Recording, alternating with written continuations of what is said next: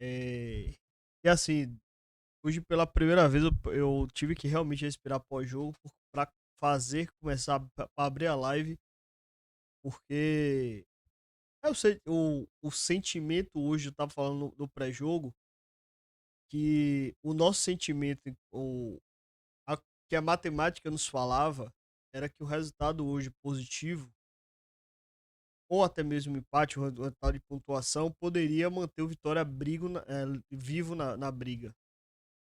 E hoje o Vitória, para se manter vivo, precisa que, que o RB bata o Santos para que minimamente tenha pontuação para poder chegar, né? E todos os outros times já dispararam dentro do campeonato. A diferença pode abrir para 6 pontos, 3 vitórias. Ou seja, os 13 jogos que temos pela frente, e agora são apenas 13, na verdade são 10, né? E 3 a gente vai ter que correr atrás dos times que estão mais à frente. Então, assim, Vitória bateu no fundo do poço. Vitória bateu realmente no seu limite. E hoje, de novo, pela 20ª vez, 30ª vez na temporada, a gente esbarrou em falhas defensivas nossas. A gente perdeu, a gente foi derrotado por erros individuais nossos. E assim, esses erros individuais foram gerados basicamente por um time mal montado, por um planejamento mal feito. Por mais uma vez, dentro desta temporada, dentro dessa gestão, a gente ir para o segundo semestre acreditando na sorte, acreditando no acaso, acreditando na esperança, acreditando que de repente tudo vai dar certo, tudo vai encaixar maravilhosamente bem e que o time vai conseguir, no segundo semestre, protagonizar milagres, como protagonizou em 2022, 2023 e 2024. Só que, pasmem, senhores diretores do Vitória, senhor presidente do Vitória, Fábio Rios Mota, pasme, senhor diretor de futebol do Vitória, pasmem, senhor gerente de futebol do Vitória. Não é sempre que o futebol lhe permite ter milagres. Não é sempre que o futebol vai lhe dar condição de você repetir, de você se recuperar. Principalmente numa temporada que se errou tanto, né? Numa temporada que se errou em demasia. O Vitória errou de janeiro a setembro. Vitória errou em todos os meses. Vitória errou em tudo. É uma temporada pro Vitória jogar fora. Vitória, 4 treinadores, é, montou mal o elenco, gastou mal. Vitória hoje tem, volto a falar e sempre vou falar, o Vitória hoje tem a maior folha da sua história. Nunca antes na história do clube, Vitória teve uma folha de 10 milhões de reais. No entanto, essa folha de 10 milhões de reais corre um sério risco, e eu acho que vai ser o nosso destino, infelizmente, no campeonato, e a gente ser vice-lanterna.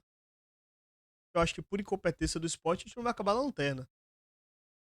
Mas hoje está caminhando a passos largos, e hoje eu acredito que vai ser o nosso destino, acabar na vice-lanterna no Campeonato Brasileiro, com a maior folha da história do clube. A gente tem uma folha de 10 milhões de reais. O Mirassol tem uma folha de 3 milhões. Ou seja, não é dinheiro. Não é dinheiro. É a falta de competência do que fazer com o dinheiro. Mirassol tem uma folha de 3, Vitória tem uma folha de 10. Mirassol está em quarto, Vitória está na 28ª posição provisoriamente, né? Porque o Fortaleza pode ultrapassar ele. Então, não me parece ser um ponto, ser algo relacionado a dinheiro. Então, Vitória gastou 26 milhões na montagem desse elenco, somente com compra de atletas. E a gente vai olhar o elenco de hoje, você não teve nenhum.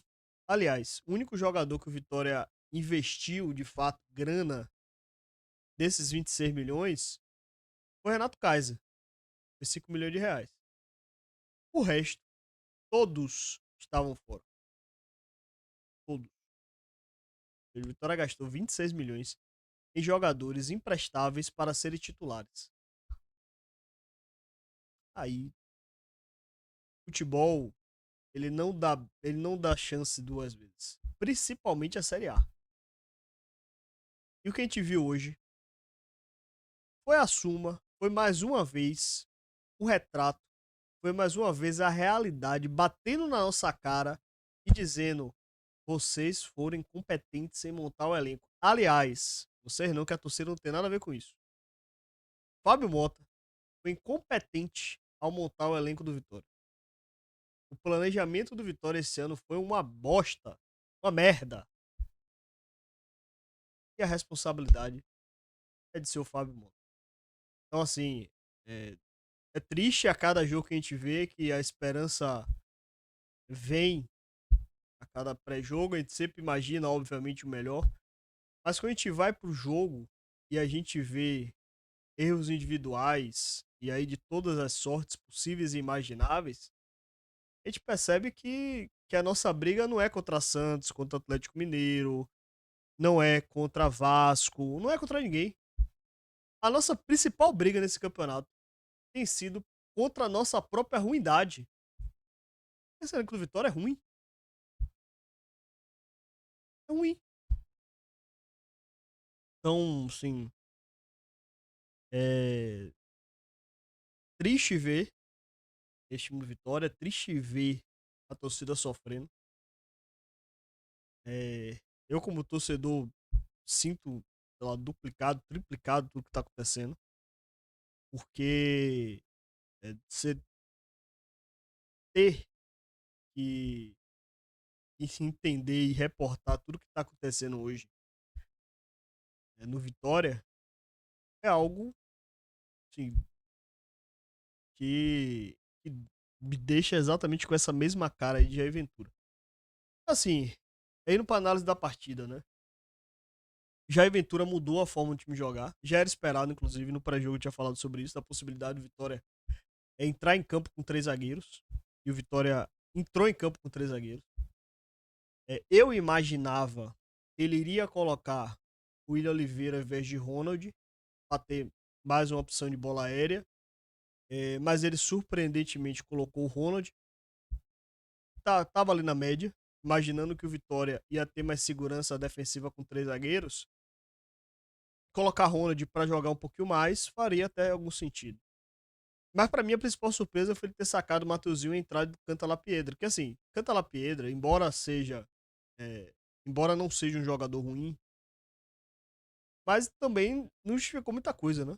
Aliás, nem ele e Mateuzinho justificaram muita coisa nesse Campeonato Brasileiro para ser titular. Então, assim, um pelo outro, tanto faz. Mas Mateuzinho, aí, muito mais por história, teoricamente seria titular. Mas ok, vamos para a partida. Vitória bem postada, e aí o Jair Ventura modificou a forma que o time marca. Isso deixou o Vitória mais agressivo. Vitória deixa de ter uma marcação zonal, passa a ter uma marcação muito mais por encaixe. Jogadores do Vitória mordendo o tempo todo, Baralho e Ronald mordendo o tempo todo, dando muita proteção, as coberturas funcionando. E aí vem a primeira grande chance que o Vitória tem com o Canta La Piedra. Ele recebe justamente numa bola em profundidade, buscando o corredor oposto, finaliza, Gabriel pega. Uma bola, inclusive, do Cáceres, que buscou o corredor oposto. O jogo segue duro, segue complicado. O Grêmio sem conseguir jogar, porque o Vitória tirava muito bem os lados do campo. Aí vem o lance de Kaiser e aí. Ah, então não dá, né? Bicho, você perde um gol cara a cara. Gol feito, né? Gol feito. E esse gol acabou fazendo muita falta pro Vitória, né? Porque se o Vitória faz o gol naquele momento, ali por volta de 20, 25 minutos, a partida era outra. Em termos de placar, em termos de confiança do time, em termos da própria torcida do Grêmio pressionada. Porque o jogo estava empatado, o Pavão saiu para a entrada do Amuso, a torcida do Grêmio já estava enervada. Então, se o Vitória abre o placar ainda no primeiro tempo, aqueles 40 mil pessoas que estavam ali na arena, eles iam fatalmente se virar contra o Vitória. Só que o Vitória não consegue fazer. O Grêmio começa a criar, começa a achar espaço. começa a manipular os lados do Vitória. E aí vem o gol aos 41, que assim, bicho, é Campeonato Brasileiro de Série A. É Série A, você não tá lidando com. Você não tá lidando com amador, não. Não é baba, não. O gol do Grêmio sai de um lateral. Um lateral com a linha do Vitória toda plantada. Toda plantada. Era toda, eram os 5 dentro da área. E o Vitória consegue tomar um gol de tabela dentro da área. Zé Marcos consegue dar uma assistência pra cima. Partida pavorosa de Zé Marcos. Rauter e Cáceres ficam olhando. O jogador do Grêmio subir livre. Rauter, capitão mamão. E aí sai o gol do Grêmio.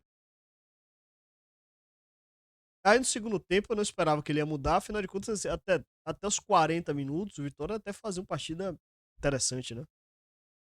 Veio o segundo tempo, Vitória com a postura mais ofensiva. Consegue achar o gol. Acabou compensando os 2 gols que a Aito teve, principalmente o segundo, né? Que a Aito teve, Vitória empata. Ali, a esperança, ela voltou de novo a surgir, que de repente a Vitória conseguisse um resultado de empate, conseguisse uma vitória de repente, a esperança ali melhorou. Só que aí vem o lance do segundo gol, e assim, bicho, de novo, mas de novo o erro individual, de novo o erro de uma defesa do Vitória que tem seríssimos problemas. Alta erra na saída de bola, Canta lá, Pera perde e assim, Lucas Arcanjo de novo.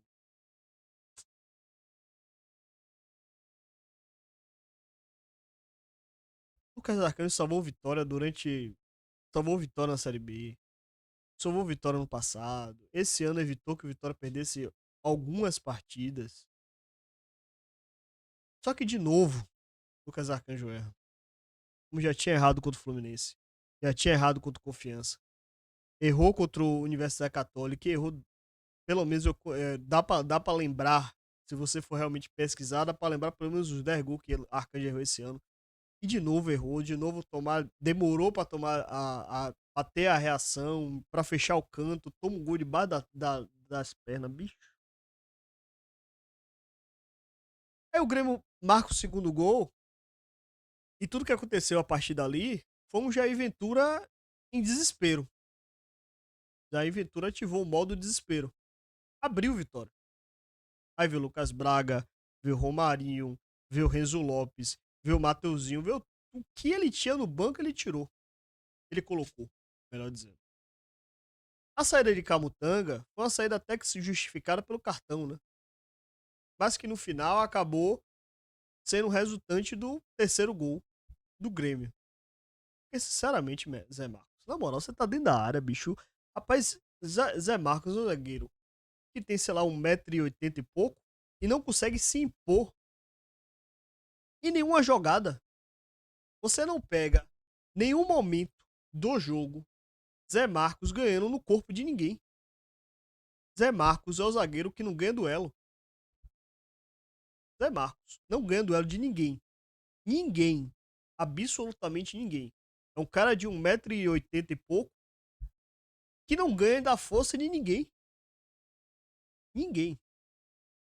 Ele pode ganhar na recuperação, na velocidade que ele tem. Mas na hora de duelar, na hora de ir pro choque, ele não ganha. E aí o Grêmio sela o placar com 3-1. Então, resumo da ópera. A sensação que fica é que, pelo grau de competitividade do time, pela forma com que se portou durante toda a partida, mesmo quando tava perdendo, buscando o jogo, indo para cima, mordendo, pegando, pressão pós-perda bem, a impressão que fica é que Jair Ventura chegou atrasado. E Jair Ventura era o cara certo, mas que veio no momento errado e veio no momento atrasado. Se ele chega algumas rodadas atrás, talvez o nível de performance do time tenha sido um pouquinho melhor, né? Mas a sensação que fica é que esse time já foi o vinagre, já foi pro saco. Mentalmente, o time que até hoje conseguiu competir um pouquinho mais, mas individualmente Tecnicamente, esse time é horroroso. Horroroso. Esse time é a cara dessa diretoria. Que vive na sorte, que vive no acreditar, que vive no acaso, que vive no fantástico mundo de Fábio Mota. Em que tudo, no final, como um belíssimo conto de fadas, vai dar certo. Só que a vida não é um conto de fadas. Principalmente futebol. Então, é, tudo que se errou durante toda essa temporada, a cada partida a gente tá sendo lembrado dos erros que a gente teve. E aí a frase de Fábio Mota pra temporada, que é aquela que ele usa no Charla, né? Vitória fará um campeonato sem sustos. De fato. Porque no ritmo que vai, a gente não vai ter susto nenhum. O Vitória vai cair com algumas rodadas de antecedência. Infelizmente. Infelizmente. O futuro que tá na nossa cara é. Agora é mais do que milagre, agora é 99% de. Agora é aquele. Devemos estar chegando já próximos aí aos 80% de chance de queda. Então, sim. A realidade que tá na nossa cara é a realidade de um time que não vai se recuperar. Então, triste. Muito triste o que aconteceu hoje na Arena. Muito triste tudo que tá acontecendo no Vitória. É, e é triste ver que às vezes o fora, parece que a gestão tá vivendo em um outro mundo, né? Enfim, resta agora Raí. Aí eu vou ter que ir aí eu vou ter que ir pela linha de Fábio Mota, né? Acreditar que o milagre vai ter que acontecer em algum momento para que esse time se salve. Mas assim, o rebaixamento tá mais do que na cara. O rebaixamento tá batendo na nossa cara e dizendo acorde. 2026 você vai disputar a Série B. Triste, viu? Triste e cansativo. Deixa eu dar uma passada